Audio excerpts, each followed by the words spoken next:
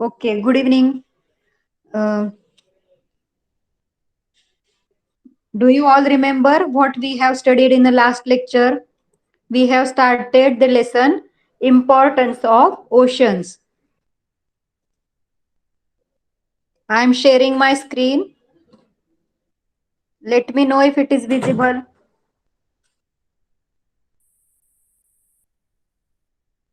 सगळ्यांना माझा आवाज येतोय का आणि स्क्रीन दिसतेय का?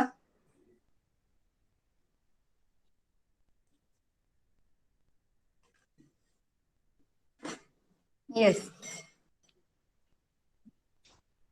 So let's move to the lesson. महासागरांचे महत्व means importance of ocean.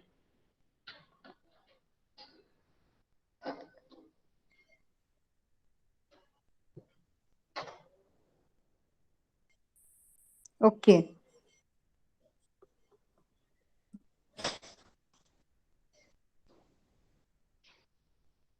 So what we have studied in the last lecture, the biggest one ocean is Pacific and the smallest one is Arctic. So ocean is the bigger than sea. समुद्रापेक्षा ocean मोठा असतो म्हणून त्याला महासागर असं बोललं जातं. समुद्राला सागर बोलतात आणि ओशन्सला महासागर असं बोललं जातं. आणि आपल्या अर्थ ग्राउंड वॉटर जे आहे म्हणजे आपल्या अर्थ वरती जे वॉटर आहे ते किती पर्सेंट आहे? 97.7% is the water in the ocean. Only 2.3% water is usable water, means drinking, or we can use it for other purposes. Otherwise, remaining water is only salty water and it is from ocean. आपण समुद्रामध्ये last time पाहिलं होतं की oceans मध्ये वेगवेगळे living things असतात, वेगवेगळ्या टाईपचे फिशेस आणि ऑक्टोपसेस किंवा मायक्रो ऑर्गॅनिझम्स, प्लांट्स. तर हे जेव्हा सॉल्ट कसं तयार होतं ते जेव्हा डिकम्पोज होतात तेव्हा त्याच्यापासून मिनरल्स बाहेर पडतात डिकम्पोस्टिंग नंतर. त्याच्यातून वॉटरचं सॉल्ट लेवल वाढतं. देन वॉटरमध्ये ओशन्समध्ये व्होल्कॅनोज पण येतात. म्हणजे ओशनच्या खाली जो ग्राउंड लेवल असतो त्याच्यामध्ये व्होल्कॅनोज क्रिएट होतात. जेव्हा हे व्होल्कॅनोज क्रिएट होतात त्यावेळेला त्याच्यातून खूप सगळे मिनरल्स आणि सॉल्ट्स बाहेर पडतात. त्यामुळे सुद्धा पाणी सॉल्टी होतं. त्याचबरोबर all rivers flowing from mountains और hilly areas finally meet the ocean. म्हणजे सगळ्या रिव्हर ज्या आहेत त्या ओशनला येऊन मिळतात सगळ्या. आणि त्याच्यामध्ये रिव्हर्स आपल्यासोबत काय आणतात तर सेडिमेंट्स फ्रॉम एरॉडेड लँड्स, म्हणजे काय बोलतो आपण त्याला, सेडिमेंट्स म्हणजे कचरा किंवा क्षार त्यासोबत घेऊन येतात. खूप सगळे स्टोन्स वगैरे झिजतात आणि ते पाण्याबरोबर वाहत येतात, किंवा ट्रीज, छोटी छोटी झुडपं, किंवा अजून डेड रिमेन्स म्हणजे नदी सोबत घेऊन येताना काही अॅनिमल्स मेले असतील किंवा फिश मेले असतील तर ते नदी सोबत वाहत जाऊन समुद्राला मिळतात, ओशन्सला मिळतात आणि त्याच्यातून त्यांचं डिकम्पोस्टिंग होऊन मग सॉल्ट तयार होतं. त्याचबरोबर वॉटरचं, ओशन वॉटरचं कंटिन्युअसली इव्हॅपोरेशन होत असतं. म्हणजे ही जी ओशन वॉटर आहे सनलाईटमुळे, रोज टेम्परेचरमुळे ओशन वॉटरचं कंटिन्युअसली इव्हॅपोरेशन होत असतं. त्याच्यामुळे काय होतं, इव्हॅपोरेशन झाल्यावर काय होतं तर पाण्याची काय होते, स्टीम बनते ना, आणि स्टीम वरती जाते. त्यामुळे पाण्याचं प्रमाण जे आहे ओशन मधलं ते कमी होऊ लागतं आणि त्याच्यामुळे सॉल्टचं प्रपोर्शन इन्क्रीज व्हायला लागतं इव्हॅपोरेशन प्रोसेसमुळे. Then we have seen salt pans. Salt कसं बनवलं जातं, त्याच्यासाठी सॉल्ट पॅन असतात. म्हणजे कोस्ट लाईनला, म्हणजे समुद्राच्या कडेला सॉल्ट पॅन असे बनवलेले असतात. आणि जेव्हा समुद्राच्या लाटा येऊन परत जातात त्यावेळेला त्याच्यातलं पाणी सॉल्ट पॅन मध्ये जमा होतं आणि नंतर इव्हॅपोरेशन करून ते पाणी निघून जातं, ड्राय होतं आणि खाली सॉल्ट राहतं. जसं आपण एक छोटासा एक्सपेरिमेंट केला होता, 2 प्लेट्समध्ये पाणी ठेवलं होतं आणि ते पाणी जेव्हा ड्राय झालं होतं त्यावेळेला टेस्ट केलं तेव्हा त्यात काय होतं, सॉल्ट होतं. त्याच्यानंतर आपण पाहिलं vegetarian food, non vegetarian food. कुठले फूड जे आहेत ते ओशन पासून आलेले आहेत, ॲक्वॅटिक क्रिएचर पासून बनलेले आहेत.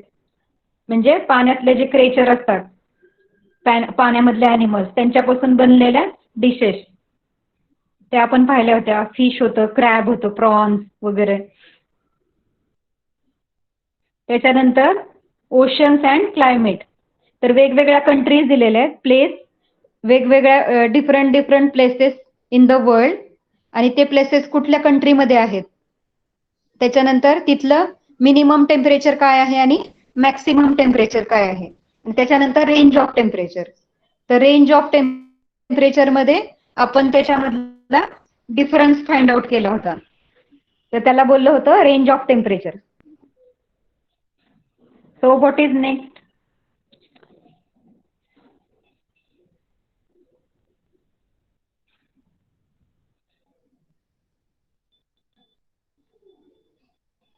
Okay. So highlight the rows for the places having a range of temperatures over 10 degree Celsius with red color. तर वरती जे रेंज ऑफ टेम्परेचर आहे तर फर्स्ट होतं 10, मग त्याला रेड कलर येईल. सेकंड वन वॉज 8, तर तिथे रेड कलर नाही येणार. म्हणजे जिथे जिथे बीजिंगला रेड कलर येईल, त्याच्यानंतर मॅड्रिडला रेड कलर येईल, त्याच्यानंतर डेन्व्हरचा डिफरन्स आला होता 14, तिथे सुद्धा रेड कलर येईल. आणि बगदाद ही कंट्री आहे इराकमध्ये आणि तिथलं टेम्परेचर रेंज जास्त होती 15.7, तर तिथे रेड कलर करायचा. Colour the rows in blue, other rows. आणि रिमेनिंग ज्या रोज राहिल्या होत्या below 10 degree Celsius, that should be blue in colour. Find the locations of these places from the atlas. Atlas book माहितीये सगळ्यांना? Atlas book माहितीये कुणाला? What is atlas? Atlas book. Atlas book असते एक, त्याच्यामध्ये सगळे मॅप्स दिलेले असतात, पूर्ण वर्ल्डचे मॅप दिलेले असतात. आणि मॅपचा स्टडी करायचं असेल आपल्याला तर त्याच्यासाठी ॲटलास बुक लागते. कुठल्याही प्लेसचा स्टडी करायचा आहे, कुठला प्लेस कुठे आहे बघायचा आहे, किंवा तिथलं लोकेशन फाइंड आउट करायचंय, तिथलं क्लायमेट किंवा अजून काही गोष्टी, टेम्परेचर वगैरे फाइंड आउट करायचं असेल, रिव्हर्सची माहिती पाहिजे असेल किंवा ओशन्सची, तर त्याच्यासाठी एक ॲटलास बुक असते. त्याच्यामध्ये पूर्ण आपल्याला इन्फॉर्मेशन मिळते. नकाशा संग्रह म्हणू शकतो आपण मराठीमध्ये. तर हे जे प्लेसेस आहेत तर ॲटलास बुक मधून फाइंड आउट करायचे. एक मॅप बघायचा आहे, तुम्ही गुगलवर पण सर्च करू शकता की हे जे प्लेसेस आहेत बीजिंग, बगदाद, डेन्व्हर आणि त्या कंट्रीजमध्ये ही प्लेसेस कुठे कुठे आहेत ते मॅप गुगलवरती ओपन करून बघू शकता. Which places are closer to the oceans, tell whether the range of temperatures at these places is less or more. मग त्याच्यामध्ये जेव्हा मॅप आपण फाइंड आउट करतो ॲटलास मधून, तर तिथले कोणते जे प्लेसेस आहेत ते ओशन्सच्या जवळ आहेत ते पाहायचंय. In which thermal zone all are these places located. तर हे कोणत्या थर्मल झोन मध्ये आहेत, हे ज्या प्लेसेस आहेत सगळे, तर त्या कोणत्या थर्मल झोन मध्ये आहेत, तर between 30 degree to 40 degree north parallel वरती दिलेलं आहे आपल्याला. तर ह्या सगळ्या प्लेसेस ज्या आहेत त्या 30 डिग्री टू 40 डिग्री नॉर्थ साईडला वरती, म्हणजे अर्थचे 2 पार्ट असतात. हाफ मधून काय असतं, इक्वेटर. हाफ मधून जातो तो, सेंटर मधून असतो तो इक्वेटर, सेंटरला इक्वेटर, आणि वरचा पार्ट आणि खालचा पार्ट असं 2 पार्ट मध्ये अर्थ डिवाइड होते. तर वरचा जो पार्ट असतो तो नॉर्थ आणि खालचा असतो तो साऊथ. तर नॉर्थ साईडला 30 डिग्री टू 40 डिग्री याच्यामध्ये हे प्लेसेस आपल्याला सापडतात.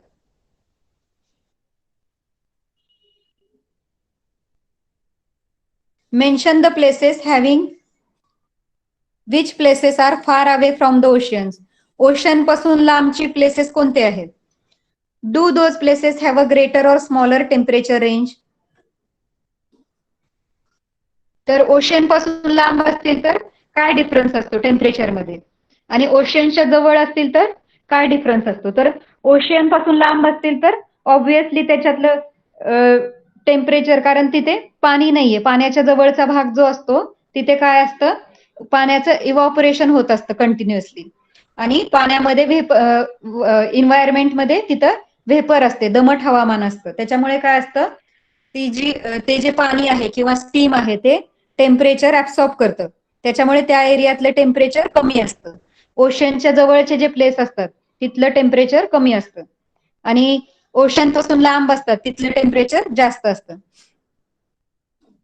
Mention the places having the smallest and greatest temperature ranges. तर ओशन पासूनचे जवळचे प्लेस आहेत त्याच्यातलं स्मॉलेस्ट आणि ग्रेटेस्ट टेम्परेचर रेंज काय असावी? Draw graph of above data, use the proper colour scheme. तर सगळे टेम्परेचर फाइंड आउट केल्यानंतर त्याचा आपण ग्राफ बनवू शकतो. तर कुठल्या, हे जे आहेत सगळे प्लेसेस, तर कुठल्या ह्याचं टेम्परेचर कमी आहे, जास्त आहे, आणि ते कुठल्या कंट्रीमध्ये येतं, त्याच्यावरून आपण एक ग्राफ बनवू शकतो. तर पहिले त्यांनी एक्सप्लेनेशन दिलंय, वरती जे क्वेश्चन आपल्याला पडलेले आहेत त्याचे सगळ्याचे एक्सप्लेनेशन आपल्याला खाली बघायला मिळतील. तुम्हाला क्वेश्चन वाचून एवढी आयडिया आली नसेल, पण एक्सप्लेनेशन बघूया आपण. एक्सप्लेनेशन रीड केल्यावर सगळं समजून जाईल. ओके धनश्री.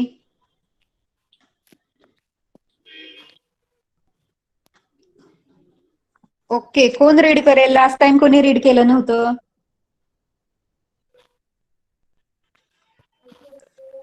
मला वाटतं महिकाने रीड नव्हतं केलं. महिका, रीड करशील का?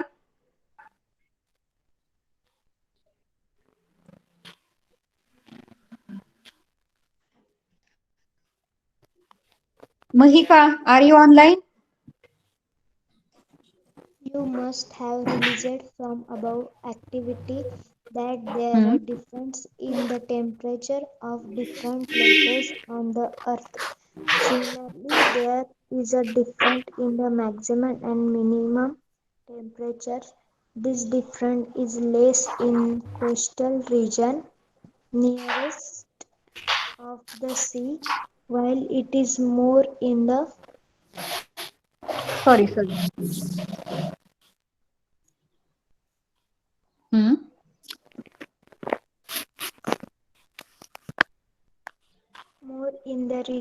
regions far away from the sea. Teacher, what is that? कॉन्टिनेन्शियली. Continentally, this means that in region close to the ocean, seas, or large reservoir, there is not much of the difference in the temperature throughout the day. The main reason for this is mixing of vapor released through evaporation of water from these water bodies into air. This vapor in the air absorb and store the hill released from the land. Hence, the temperature in coastal areas remain equable. Okay okay okay, fine, good. खोकला येतोय बहुतेक तुला. आजारी आहेस का तू? No. Okay, take care. You must have realized from the above activity that there are differences in the temperature of different places on the earth. वरचा जो चार्ट पाहिला आपण त्याच्यामधून आपल्याला काय लक्षात आलं? वी हॅव रिअलाइज दॅट तर वेगवेगळ्या प्लेसेसचे टेम्परेचर वेगवेगळे असतात, डिफरन्स असतो टेम्परेचर मध्ये.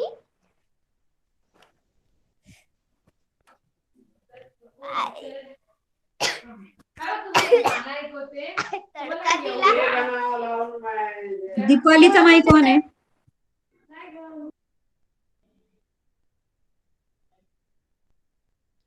मही का माईक हे कर. ओके.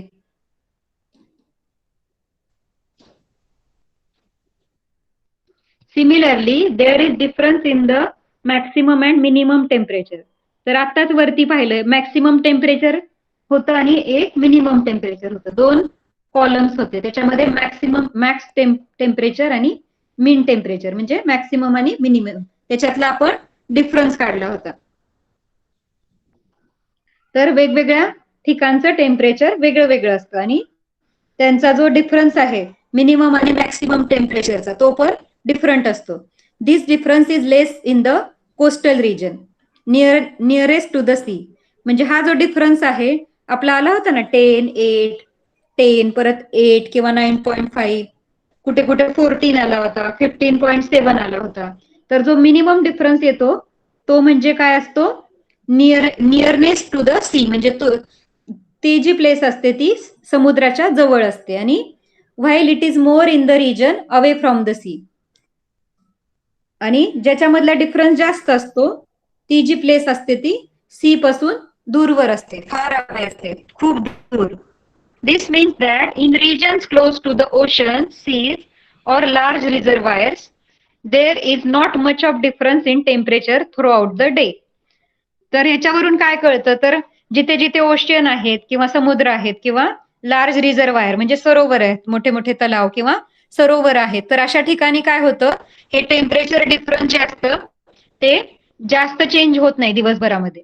आपण कसं नॉर्मल प्लेस मध्ये कसं होतं तर सकाळी टेम्परेचर खूप जास्त असतं आणि संध्याकाळ होते किंवा रात्र होते तसं तसं लगेच टेम्परेचर डाऊन होतं. तर सकाळी मॅक्सिमम असतं आणि 5 नंतर लगेच ते मिनिमम होतं. पण ओशियनच्या जर साईडला ती प्लेस असेल ओशियन जवळ असेल तर काय होतं तर थ्रू आउट द डे तिथे जास्त डिफरन्स नसतो टेम्परेचर मध्ये. The main reason for this is the mixing of vapour release to the evaporation of water from these water bodies into air. तर ह्याचं मेन रिझन काय असतं तर तिथलं टेम्परेचर डिफरन्स जास्त का नसतो तर ओशन मधल्या पाण्याची कंटिन्युअसली व्हेपर होत असते आणि ती व्हेपर कंटिन्युअसली एअर मध्ये मिक्स होत असते आणि मग ती जी व्हेपर आहे ती सगळी हीट जी आहे एअर मधली ती ऍब्सॉर्ब करते आणि स्टोअर करून ठेवते. लँड मधून जी हीट येते जमीन तापून जी हीट तयार होते ती वॉटर व्हेपर काय करते स्वतःकडे खेचून घेते ऍब्सॉर्ब करते आणि स्टोअर करून ठेवते. त्यामुळे कोस्टल एरियातलं जे टेम्परेचर आहे ते through out the day equal असतं म्हणजे सेम असतं. कोस्टल एरिया म्हणजे समुद्र किनाऱ्याचा भाग समुद्र किंवा ओशनच्या किनारीचा भाग. You have studied that the equatorial region receive near perpendicular sun rays.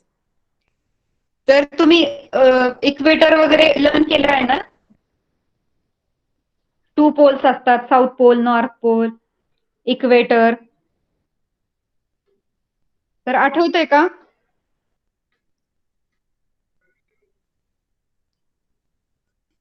Okay. तर इक्वेटर रिजन माहितीये सगळ्यांना अर्थचा मधला पट्टा जो असतो त्याला काय बोलतात इक्वेटर आणि तो इक्वेटर जो असतो त्याच्या समोर सन असतो त्यामुळे इक्वेटरवरचे जे सनरेज पडतात इक्वेटरवरती विषुववृत्तावरती. इक्वेटर म्हणजे काय विषुववृत्त. तर त्या विषुववृत्तावरती जे सनलाईट पडते ते काय असतात परपेंडिक्युलर रेज असतात लंबरूप पडतात आणि त्यामुळे तिथलं टेम्परेचर जास्त असतं. We have studied that equatorial region receives near perpendicular sun rays. As a result, these areas get more heat, whereas the polar region receives highly slant rays. तर पोलर रिजन वरती आहे म्हणजे सगळ्यात वरचा टोक आणि अर्थचा खालचा टोक. तर नॉर्थ आणि साऊथला तिथे जे सनलाईट आहे ते तिथली सूर्यकिरण कशी पडतात तिरकी पडतात क्रॉस पडतात स्लॅन्ट आणि इक्वेटर वरती लंबरूप पडतात म्हणजे परपेंडिक्युलर. तर त्याच्यामुळे काय होतं this differential heating creates imbalance in the temperature of air in different parts. त्याच्यामुळे काय होतं, अर्थचे वेगवेगळे जे पार्ट्स आहेत त्याच्यामध्ये काय होतं, टेम्परेचर वेगळं वेगळं राहतं. इक्वेटर वरती जास्त असणार आहे आणि जसं जसं वरती जाऊ आपण पोलार रिजन कडे तसं तसं टेम्परेचर कमी होत जातं. अर्थ वरती सगळीकडे सेम टेम्परेचर नसतं त्यावेळेला. It is different in the different part of the earth. This leads to the formation of belt of high and low pressure on the earth. आणि त्याच्यामुळे काय होतं अर्थ वरती, तर हवेचे पट्टे कसे तयार होतात, बेल्ट तयार होतात, म्हणजे फॉर्मेशन ऑफ बेल्ट होतात. कुठे हाय प्रेशर असतं तर कुठे लो प्रेशर असतं. हाय आणि लो एअर प्रेशरचे पट्टे तयार होतात अर्थ वरती. कशामुळे, तर टेम्परेचर डिफरंट असल्यामुळे. पहिले जास्त टेम्परेचर आहे म्हणजे मग कमी कमी होत जातं टेम्परेचर, आणि मग तिथलं हवामान पण, तिथली एअर पण कमी जास्त असते, डिफरंट असते, तिथलं टेम्परेचर पण डिफरंट असतं. त्याच्यामुळे प्रेशर बेल्ट मध्ये पण डिफरन्स असतो. कुठे कुठे हाय प्रेशर बेल्ट असतात, कुठे कुठे लो प्रेशर बेल्ट असतात. म्हणून मग तिथले जे विंड्स असतात, winds blow due to pressure differences in this belts. मग हे जे प्रेशर डिफरन्स असतात हाय आणि लो प्रेशर, त्याच्यामुळे वारे वाहतात. त्याला काय बोलतात, वारे. ही एअर जी असते त्याचं रूपांतर वाऱ्यांमध्ये होतं. Wind blow due to pressure differences in this belts. These winds are called planetary winds. आणि मग त्याच वाऱ्यांना काय बोललं जातं, ग्रहीय वारे, planetary winds. These winds move the oceanic water in the form of currents. मग हे जे वारे असतात ते ओशन मध्ये काय तयार करतात, करंट तयार करतात, म्हणजे लाटा तयार करतात, प्रवाह तयार करतात. These currents are warm currents or cold current. मग ह्या ज्या लाटा असतात त्या कशा असतात, हे प्रवाह जे असतात ते कसे असतात, वॉर्म असतात कधी कधी किंवा कोल्ड असतात, कधी कधी गरम असतात किंवा थंड असतात. Warm currents move towards cold region and cold currents move towards warm region. तर वॉर्म करंट असतील तर ते कोल्ड रिजन कडे जातात आणि कोल्ड असतील तर वॉर्म कडे जातात. This means ocean current move from equatorial region to polar region and from polar region to equatorial region. म्हणजे हे जे करंट्स आहेत, तर आपण पाहिलं इक्वेटर वरती जास्त टेम्परेचर असतं, मग इक्वेटर कडून ते पोलर रिजन कडे जातात कमी टेम्परेचर कडे, आणि कमी कडून जास्त कडे म्हणजे पोलर रिजन कडून परत इक्वेटर वरती येतात. This leads to the redistribution of heat on the earth. त्याच्यामुळे अर्थ वरती त्याचं डिस्ट्रीब्युशन होतं, हीटचं एक पर्टिक्युलर फॉर्म मध्ये डिस्ट्रीब्युशन होतं. The cold current moving towards the equatorial region. हे जे कोल्ड करंट आहेत आणि जे इक्वेटोरियल रिजन कडे येतात, कोल्ड करंट पोलर रिजन कडून इक्वेटर कडे येतात. Make the temperature of coastal area in that zone milder. म्हणजे तिकडे थंड थंड प्रदेश आहे, polar region is cold region. मग कोल्ड जे येतात ते कोल्ड वारे जे येतात तिकडून, कोल्ड करंट, तर तिकडून ते थंडावा घेऊन येतात आणि त्याच्यामुळे ते इक्वेटर कडे आल्यावर थंड होतात, आणि म्हणजे इक्वेटरवरचं टेम्परेचर कमी होतं. आणि towards the equatorial region make the temperature of coastal areas in that zone milder, whereas warm currents coming in the colder regions cause temperatures in coastal areas to rise. आणि हे जे इक्वेटर वरती पडलेले सूर्यकिरण आहे त्याच्यामुळे काय होतं, वॉर्म करंट तयार होतात आणि हे वॉर्म करंट पोलर रिजन कडे जातात आणि मग ते पोलर रिजनला गरम करतात आणि तिकडचे जे कोल्ड करंट्स आहेत ते इक्वेटर कडे येतात आणि इक्वेटरवरचे वॉर्म करंट आहेत ते कोल्ड करंट कडे जातात, पोलर रिजन कडे जातात. त्याच्यामुळे कोस्टल एरियाज मधलं टेम्परेचर वाढतं, राईज होतं. We have seen in this in figure 5.6. तर 5th चॅप्टर मध्ये तुम्ही एक फिगर लर्न केली असेल, बघूया आपण पटकन.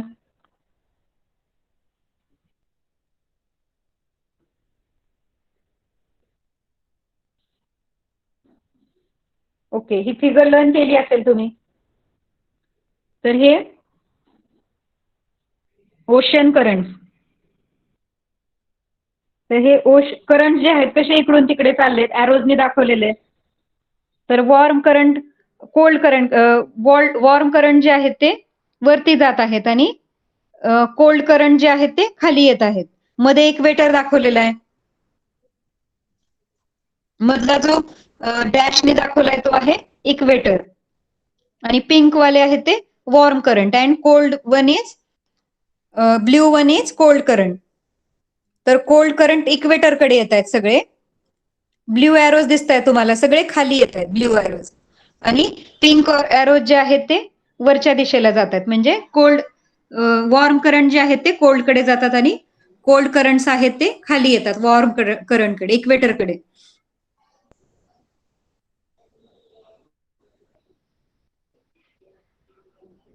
समजलं?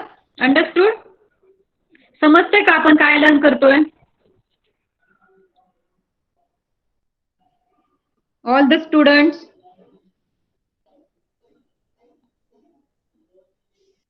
Okay.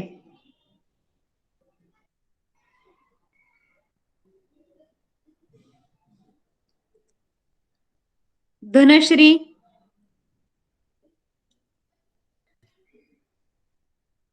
Yes, ma'am.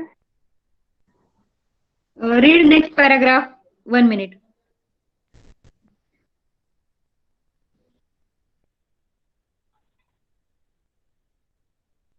Okay.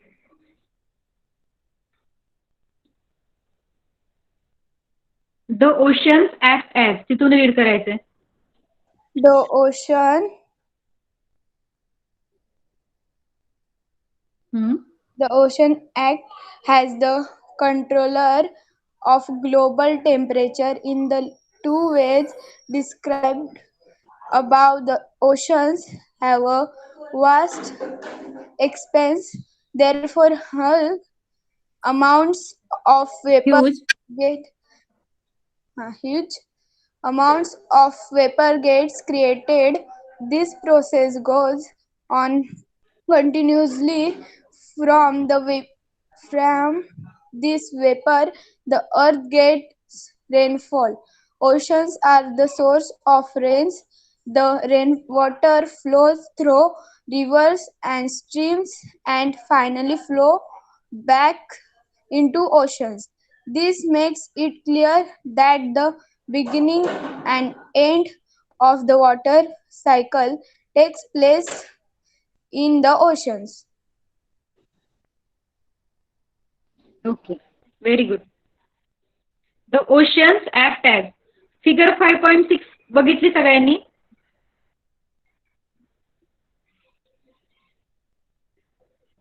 Okay. So that was cold currents and warm currents. So oceans act as a controller of global temperature in two ways described above. हे जे सगळे ओशन्स आहेत त्याच्यामुळे काय होतं, ग्लोबल टेम्परेचर आहे म्हणजे सगळ्या वर्ल्डचं जे टेम्परेचर आहे ते कंट्रोल होतं. जर ओशन्स नसते तर काय झालं असतं, वॉर्म करंट्स आणि कोल्ड करंट्स क्रिएट नसते झाले. मग त्याच्यामुळे काय झालं असतं, इक्वेटर खूप गरम गरम होत राहिला असतं आणि पोलर रिजन आहे तो खूप थंड म्हणजे ऍक्च्युअली तो आहेच, पण जे टेम्परेचर मेंटेन होते अर्थ वरती, लिव्हिंग ऑर्गॅनिझम्स आपण लिव्ह करू शकतो अर्थ वरती. ते कशामुळे, तर हे ओशन्समुळे. कारण ओशनमुळे काय होतं, ग्लोबल टेम्परेचर मेंटेन होतं. The oceans have a vast एक्सपान्स, therefore huge amount of vapour get created. हे जे ओशन आहे ते खूप मोठं आहे, व्हास्ट एक्सपान्स आहे म्हणजे ते खूप एक्सपांड झालेलं आहे ओशन. त्याच्यामुळे काय होतं, huge amount of vapour get created. आणि खूप मोठं असल्यामुळे आपण पाहिलं 97.3% पाणी ओशन मध्ये आहे, किंवा अर्थचा 75% एरिया जो आहे तो ओशन पाण्याने व्यापलेला आहे आणि बाकीचा लँड आहे. तर ओशन एवढे मोठे आहेत त्याच्यामुळे काय झालेलं आहे, त्याचं कंटिन्युअसली पाण्याचं व्हेपर मध्ये रूपांतर होत असतं. This process goes on continuously. ही प्रोसेस कंटिन्युअस चालू असते. वॉटरचं व्हेपर मध्ये जे हे होतं, ट्रान्सफॉर्मेशन होतं, त्याची कंटिन्युअस प्रोसेस चालू असते. This process goes on continuously. From this vapour the earth gets rainfall. आणि त्याच्यामुळे काय होतं, तर रेनफॉल होतो. वाफेचे ढग तयार होतात, व्हेपरचे काय तयार होतात, क्लाउड्स तयार होतात, मग पाऊस पडतो. अगेन ओशन मधल्या पाण्याची व्हेपर होते, मग हे पडतं, पाऊस पडतो, ही कंटिन्युअस प्रोसेस चालू असते. Oceans are the source of rain. The rain water flows through rivers and streams and finally flows back into ocean. तर हे रेन वॉटर आहे ते परत रिव्हर मध्ये किंवा स्ट्रीम्स मध्ये, नद्यांमध्ये किंवा तलावांमध्ये जातं आणि फायनली ते कुठे मिळतं, परत समुद्राला येऊन मिळतं. This makes it clear that the beginning and end of the water cycle takes place in oceans. म्हणजे ही जी सगळी प्रोसेस आहे, पाण्याची सुरुवात आणि पाऊस कशामुळे पडतो, ओशनमुळेच पडतो. आणि मग तो पाऊस नद्यांमध्ये पडतो, तलावांमध्ये वेगवेगळ्या ठिकाणी पडतो आणि परत त्या पावसाचं पाणी ओशनला येऊन मिळतं. परत ओशन मधल्या पाण्याची व्हेपर होते, क्लाउड्स बनतात, पाऊस पडतो आणि परत ते पाणी नद्यांमध्ये. ही कंटिन्युअस प्रोसेस चालू असते. तर त्याला ही सायकल कशामुळे आहे, त्याचं बिगिनिंग आणि एंड म्हणजे स्टार्ट आणि एंड कोण आहे, तर ओशनमुळेच आहे. As the regions close to the sea have an equable climate. तर म्हणजे आताच आपण पाहिलं की समुद्राच्या जवळचा जो एरिया आहे, रिजन आहे, त्याच्यावरचं क्लायमेट कसं असतं, इक्वल असतं, throughout the day equal असतं. The density of population is high in these areas. आणि त्याच्यामुळे काय होतं, पॉप्युलेशन पण त्या भागातलं जास्त आहे. समुद्रकिनारी जास्त लोक राहतात कारण तिथलं एन्व्हायरमेंट चांगलं असतं, सूट करतं. The coastal regions have always attracted man due to its climate, abundance of food and various products obtain from sea. तर मनुष्याला नेहमीच कोस्टल रिजन जो आहे, समुद्र किनारा जो आहे, त्याचं आकर्षण आहे, अट्रॅक्शन आहे, due to because of climate. तिथलं हवामान चांगलं असतं. अबुंडन्स ऑफ फूड म्हणजे तिथे भरपूर प्रमाणात फूड अवेलेबल असतं. मरीन फूड, ऍक्वॅटिक फूड आपण पाहिलं, फिश असतात किंवा अजून बाकीचे सगळे अॅनिमल्स असतात, प्रॉन्स वगैरे, crab. Various products obtain from C.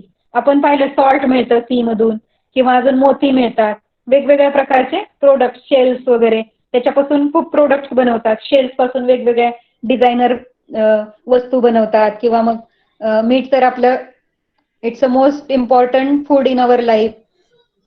त्याचप्रमाणे अजून काही गोष्टी मिळतात. तर त्याच्यासाठी मनुष्याला नेहमीच अट्रॅक्ट करतो coastal region. Do you know? Okay, who will read next?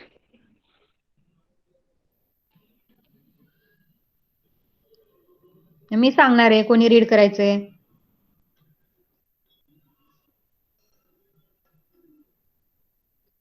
Shardul आहे का? Shardul, Yes, teacher. Read. Do you know? Yes.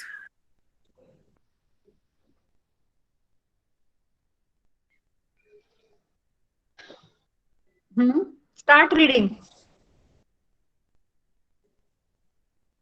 Ma'am, which? Do you know part म्हणजे लक्ष नव्हतं तुझं. आता मी काय शिकवलं आता, आठवतंय का? आपण काय पाहिलं?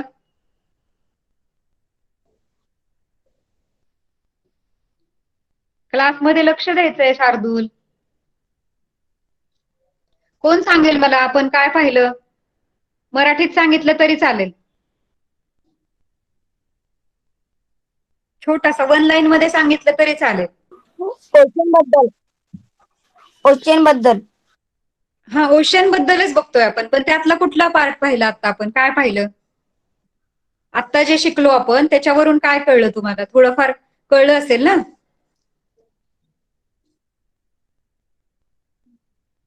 Teacher, my network connection was breaking. Okay, म्हणजे तू सुरुवातीपासून तुला समजलं नाही का आपण काय काय पाहिलं? No. समजलं ना की नाही समजलं? Teacher, understand. हा, अंडरस्टँड ना. क्लासमध्ये लक्ष द्यायचंय. मी तुम्हाला लास्ट वीकच सांगितलंय की मी कुणालाही नाव घेऊन मी उठवणार आहे, क्लासमध्ये लक्ष पाहिजे. आपला आता क्लास चालू ना, तुमचा 1 hour क्लास असतो, मग तुम्ही कम्प्लिटली बाकीच्या ऍक्टिव्हिटी सोडून क्लासमध्ये लक्ष द्यायला पाहिजे.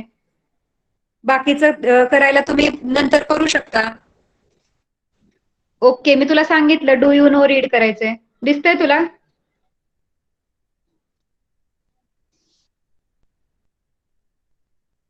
स्क्रीन वरती दिसतंय का? ओके, कोण रीड करेल? दीपिका रीड कर.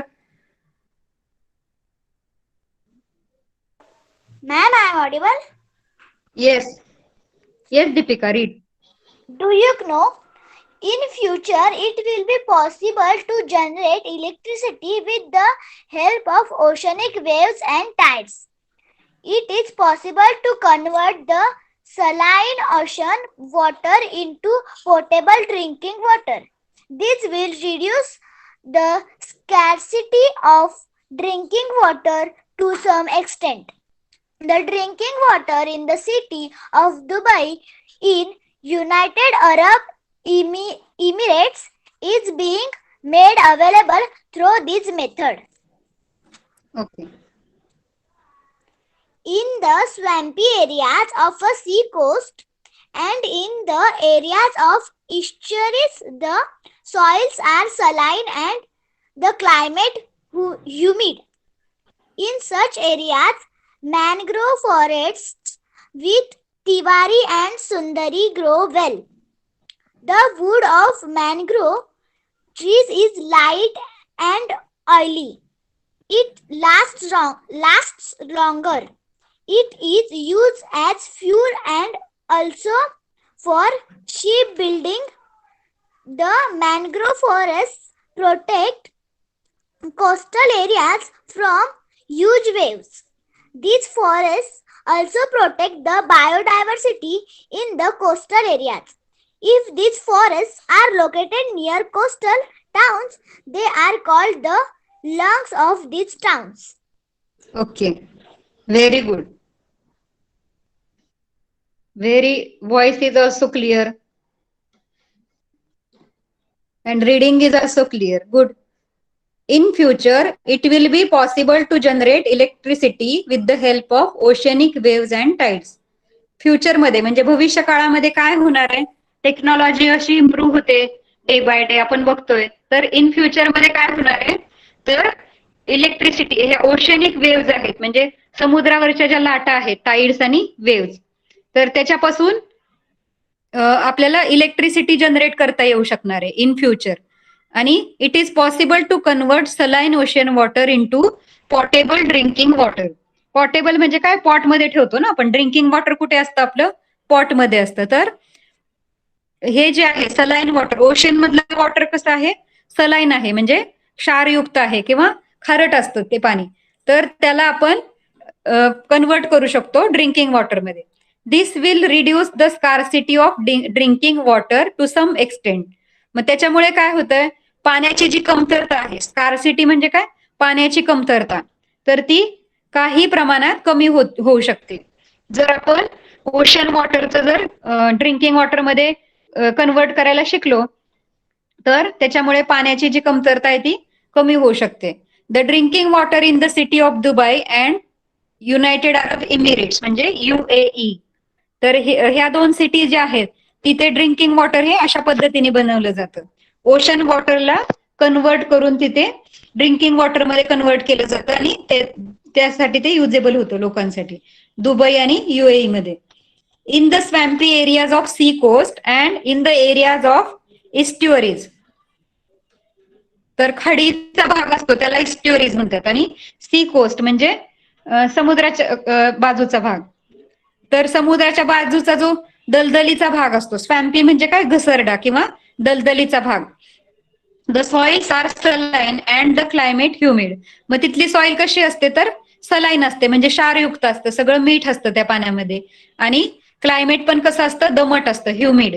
In such areas mangrove forest with tiwari and sundari grow well. तर अशा एरियामध्ये कसे फॉरेस्ट आहेत? त्या फॉरेस्टला काय म्हणतात? मँग्रोव्ह किंवा खारफुटी, खारफुटीचे जंगल असं म्हणतात येतं. आणि त्याच्यामध्ये कोणते प्लांट्स येतात? तिवारी आणि सुंड्री. The wood of mangrove trees, म्हणजे ह्या ज्या खारफुटीच्या जमिनीवरचे ट्रीज आहेत ते कसे असतात, लाईट आणि ऑइली असतात, ते हलके असतात वजनाने आणि तेलकट असतात आणि त्याच्यामुळे ते जास्त टिकाऊ असतात. It is used as fuel and also for ship building, आणि त्याचाच उपयोग इंधनासाठी होतो, म्हणजे जळणासाठी फ्युएल म्हणून, आणि शिप बिल्डिंग साठी म्हणजे बोट बनवण्यासाठी पण त्याचा यूज केला जातो. The mangrove forest protect coastal areas from huge waves, आणि हे जे मँग्रोव्ह फॉरेस्ट आहे त्याच्यामुळे काय होतं, समुद्रकिनारी फॉरेस्ट आहेत त्याच्यामुळे ज्या लाटा येतात त्याच्यापासून तिथल्या कोस्टल एरियाचं संरक्षण होतं. त्या लाटा खूप जास्त प्रमाणात बाहेर फेकल्या जात नाहीत, फॉरेस्ट आडवं येतं त्याच्यामुळे त्या परत जातात. This forest also protect the biodiversity in the coastal areas, म्हणजे बायोडायव्हर्सिटी म्हणजे काय तर जैविक विविधता, म्हणजे वेगवेगळ्या प्रकारचे लिव्हिंग थिंग्स फॉरेस्टच्या आसपास किंवा समुद्रकिनारी खूप सगळ्या प्रकारचे लिव्हिंग थिंग्स असतात, तर त्यांना प्रोटेक्ट करतं forest. These forests are located near coastal towns. They are called lungs of these towns. मग हे जे फॉरेस्ट असतात मँग्रोव्ह फॉरेस्ट त्याला काय बोललं जातं, कोस्टल टाउन मध्ये असतात ते, म्हणजे समुद्रकिनारी असतात म्हणून त्यांना लंग्स ऑफ द टाउन, म्हणजे आपले लंग्स असतात ना, आपल्या लंग्स मुळे आपण जगू शकतो ना. It is the important organ of our human body, त्याच्यामुळे ते फॉरेस्ट पण कोस्टल रिजन साठी इम्पॉर्टंट असतात म्हणून त्याला लंग्स ऑफ द टाउन असं बोललं जातं. Find out, collect information about how a natural pearl is form.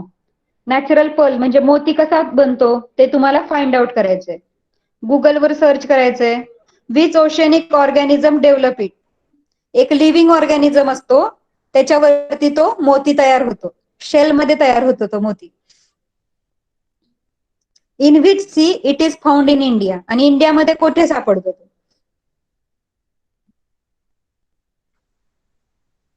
Okay, understood.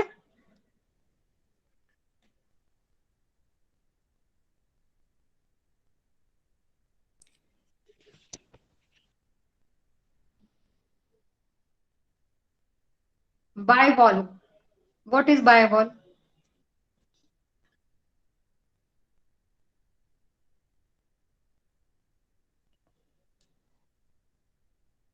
Okay,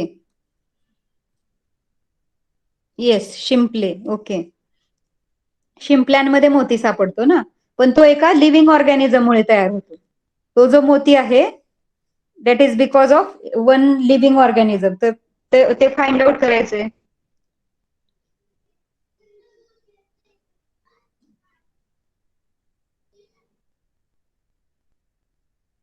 Okay, the next part is oceans and resources. Oceans and resources.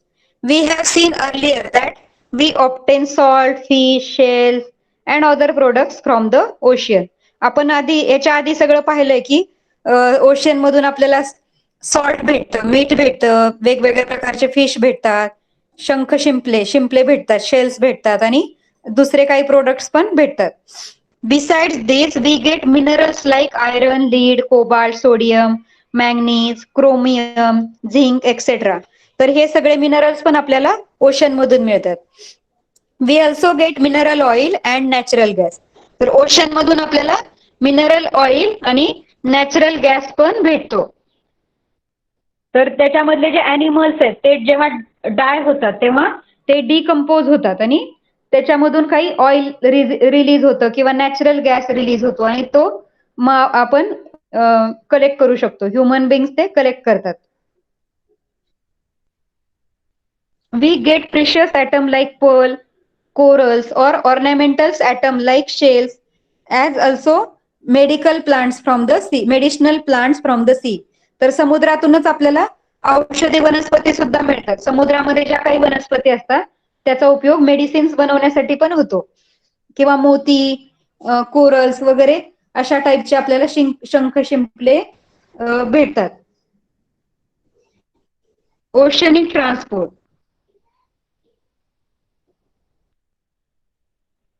Manganese is one of the mineral, sorry, खनिज म्हणतो ना आपण, तर manganese is also a mineral, खनिजे असतात, जसं iron, lead, cobalt. आपण पाहतो लोखंड किंवा शिस, cobalt, sodium, manganese, chromium, zinc हे सगळे काय आहे?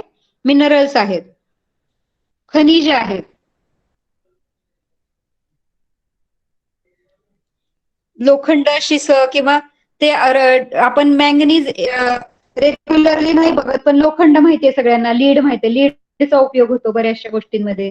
तर हे सगळे काय आहेत? मेटल्स किंवा मिनरल्स.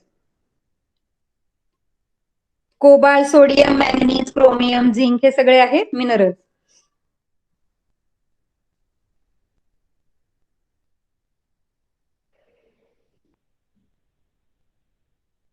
ओके.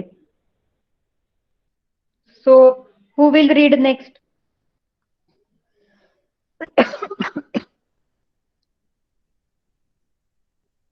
Next.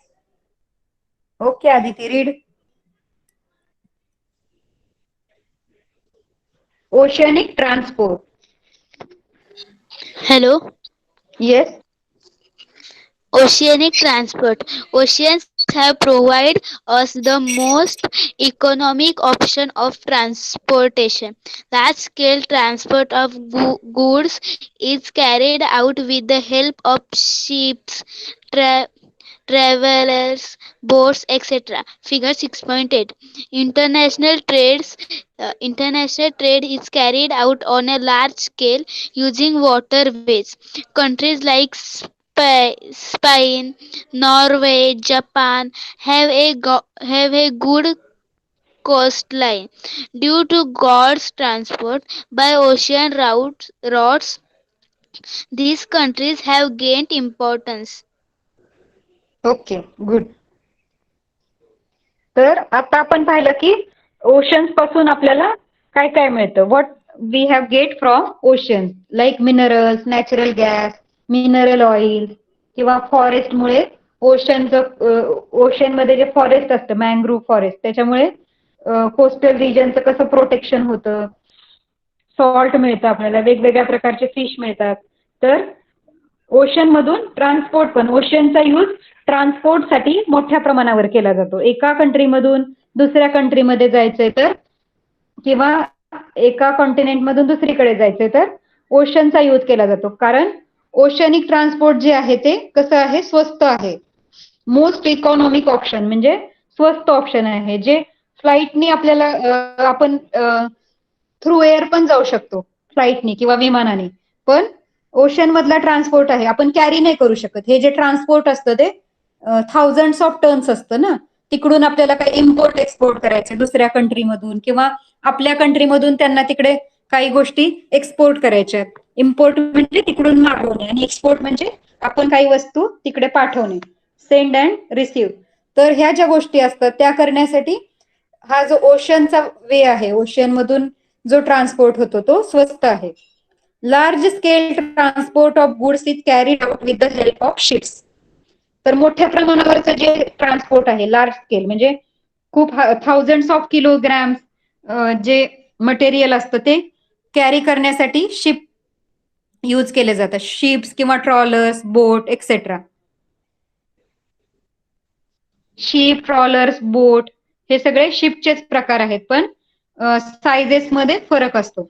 शिप्स मोठ्या मोठ्या असतात, बोट्स थोड्या छोट्या असतात. त्याचप्रमाणे ट्रॉलर्स असतात मीडियम साईजचे. International trade is carried out on the large scale using waterways. तर हा जो इंटरनॅशनल ट्रेड आहे म्हणजे आंतरराष्ट्रीय व्यापार आहे, तो कशामुळे चालतो? पाण्यामधून चालतो mostly. Countries like Spain, Norway, Japan have good coastline. तर स्पेन, नॉर्वे, जपान हे ह्या ज्या कंट्रीज आहेत त्या कोस्ट लाईन वरती आहेत. त्यांचं जे रिजन आहेत सगळे ते मोस्टली कोस्ट लाईन, समुद्र किनारी आहेत. Due to goods transport by ocean routes, these countries have gain importance. तर ह्या कंट्रीच्या मधून तो ओशन वे जो असतो तो ह्या कंट्रीज मधून जातो, म्हणून ह्या कंट्रीजला खूप इम्पॉर्टन्स आहे. वर्ल्ड मध्ये ज्या कोस्ट लाईन वरच्या कंट्रीज आहेत त्याला खूप इम्पॉर्टन्स आहे. Ocean currents are quite important in water transport. Ocean currents जे आहेत आपण पाहिले मगाशी, कोल्ड करंट्स, वॉर्म करंट्स, तर हे जे आहे ते वॉटर ट्रान्सपोर्टसाठी खूप उपयोगी असतात हे करंट्स, ओशन करंट्स. ऍज फार as possible water transport is carried out along ocean currents. तर हे जे ओशन ट्रान्सपोर्ट जे आहे ते कशा थ्रू जातं? ओशन करंट्सवर डिपेंड आहे. ओशन ट्रान्सपोर्ट जे आहे ते ओशन करंट्सवर डिपेंड आहे. म्हणजे समुद्रातली जी वाहतूक आहे ती करंट्स वरती डिपेंड आहे. They accelerate the speed of ships and also save fuel to a considerable extent. हे जे ओशन करंट्स असतात त्याच्यामुळे आपलं जे फ्युएल आहे म्हणजे इंधन आहे, पेट्रोल असेल, डिझेल असेल, शिपसाठी जे लागणारं इंधन आहे, फ्युएल आहे, त्याची बचत होते खूप मोठ्या प्रमाणावर. कन्सिडरेबल एक्सटेंट म्हणजे खूप मोठ्या प्रमाणावर फ्युएलची बचत होते. Water transport is conducted on much higher scale as compare to other modes of transport. तर हे जे वॉटर ट्रान्सपोर्ट आहे ते खूप मोठ्या प्रमाणावर केलं जातं. बाकीचे जे ट्रान्सपोर्ट आहेत त्याच्यापेक्षा वॉटर ट्रान्सपोर्ट जास्त प्रमाणात चालतं. Hence the transport of bulky materials like coal, crude oil, raw materials, metallic minerals, food grains etcetera, water transport is given preference. तर हे जे सगळं ट्रान्सपोर्ट आहे बल्की मटेरियल्स आहे म्हणजे हेवी मटेरियल आहे, मोठं मोठं मटेरियल आहे सगळं. कोळसा असेल किंवा क्रूड ऑइल असेल किंवा रॉ मटेरियल काही कच्चा माल असेल, मिनरल्स असतील, फूड ग्रेन्स असतील, तर ते कशा थ्रू येतात? वॉटर ट्रान्सपोर्ट थ्रू इकडे आणले जातात किंवा तिकडे पोहोचवले जातात दुसऱ्या कंट्रीजमध्ये. कारण वॉटर ट्रान्सपोर्ट स्वस्त आहे आणि ओशन करंट्स वरती ते डिपेंड आहे. त्याच्यामुळे फ्युएलची बचत होते. आपण बघतो थ्रू एअर जायचं असेल तर किती तिकीट जास्त आहे, फ्लाईटला किती जास्त तिकीट असतं आणि जास्त हेवी जो लोड आहे तो फ्लाईट कॅरी नाही करू शकत. म्हणून हे ट्रान्सपोर्ट असतात ते वॉटर थ्रू केले जातात. Water transport is conducted. Okay, ते झालं आपलं. Issues related to ocean. आता आपण फायदे बघितले, हे सगळे बेनिफिट्स बघितले ओशनचे.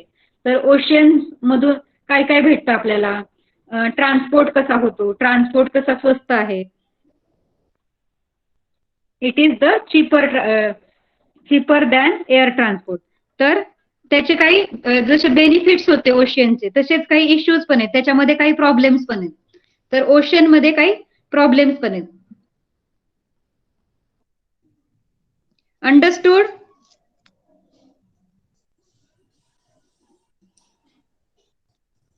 आतापर्यंत आपण पाहिलेलं लक्षात आलं का सगळ्यांच्या? शार्दूल लक्ष आहे का?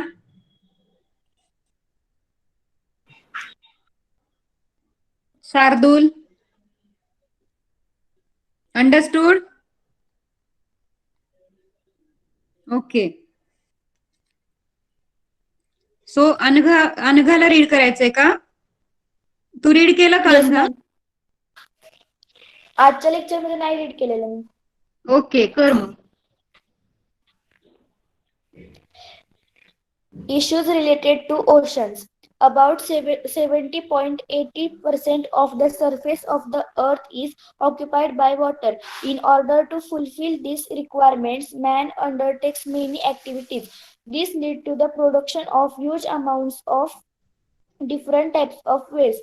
These waste materials cause pollution. Pollution of oceanic water is a major and serious issue that has developed in recent times.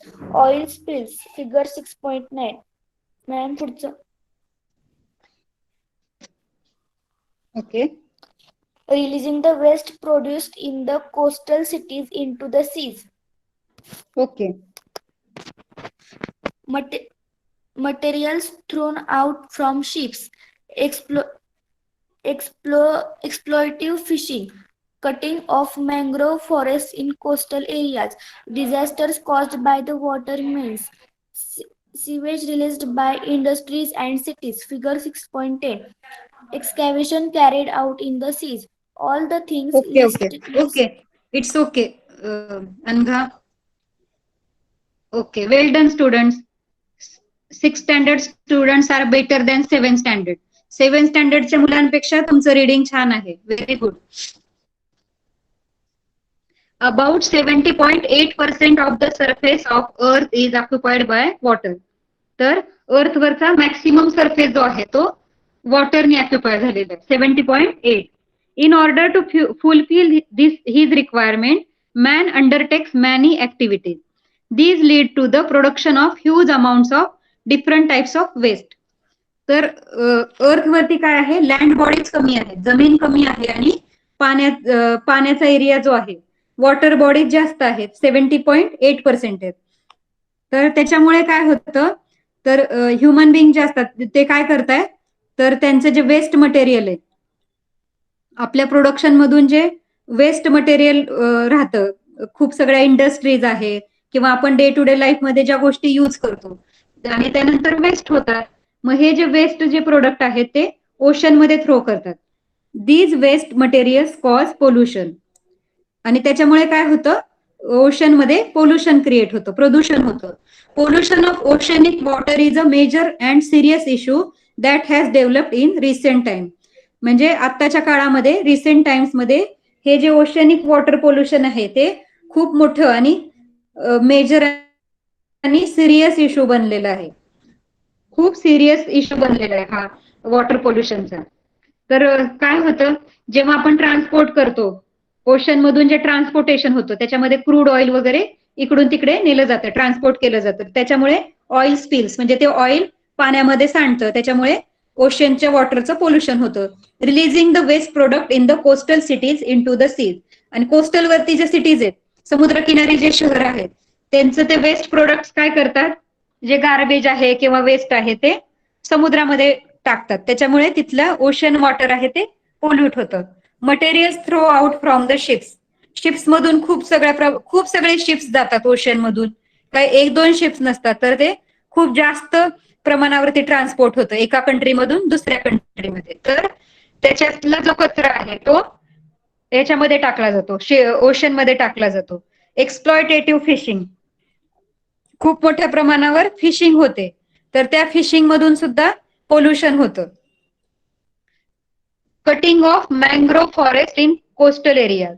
Coastal areas मध्ये आपण पाहिलं शिप बनवण्यासाठी, बोट्स बनवण्यासाठी त्या ह्याचा यूज केला जातो. मॅंग्रोव्ह फॉरेस्ट, खारफुटीचे जे फॉरेस्ट आहेत त्याचा यूज होतो. त्याच्यामुळे सुद्धा तिथलं कटिंग झाल्यामुळे पोल्युशन वाढतं त्या एरियातलं.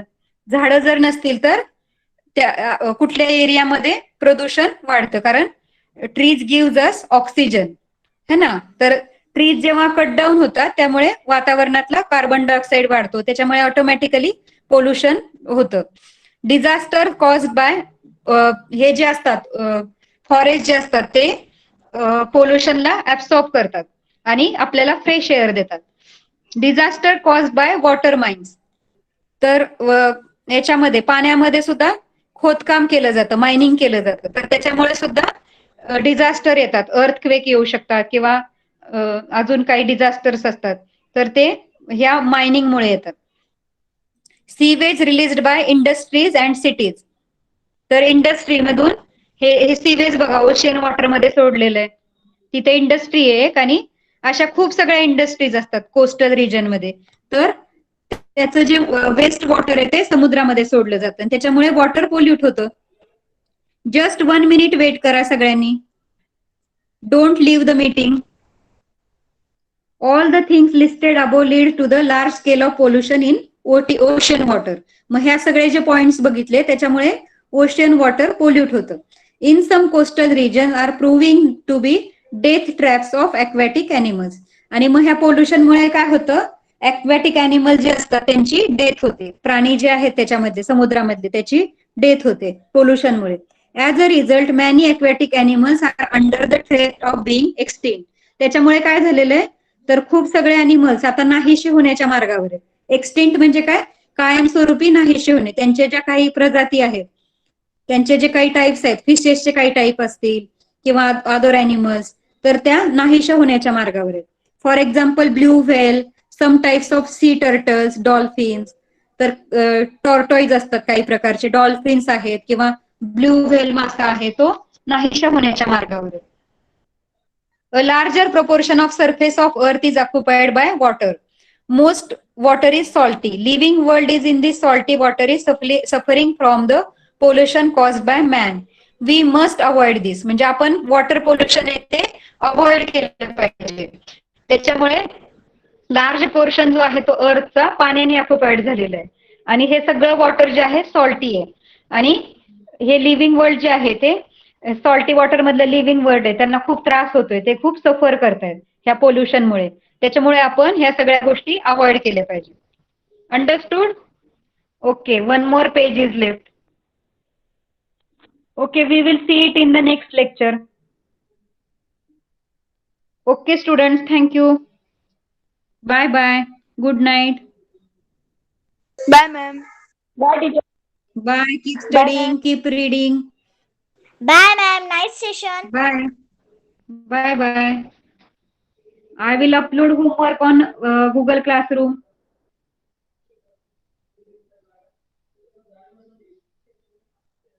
Okay, bye.